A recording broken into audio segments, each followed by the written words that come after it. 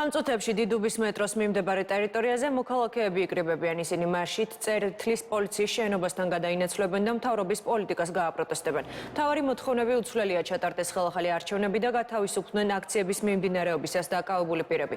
დღის განმავლობაში დედაქალაქის მასშტაბით კიდევ რამდენიმე მსვლელობაა დაგეგმილი. მათი მონაწილეები დღის ბოლოს რუსთაველის გამზირზე ყოველდღიურ აქციას შეუერთდებიან.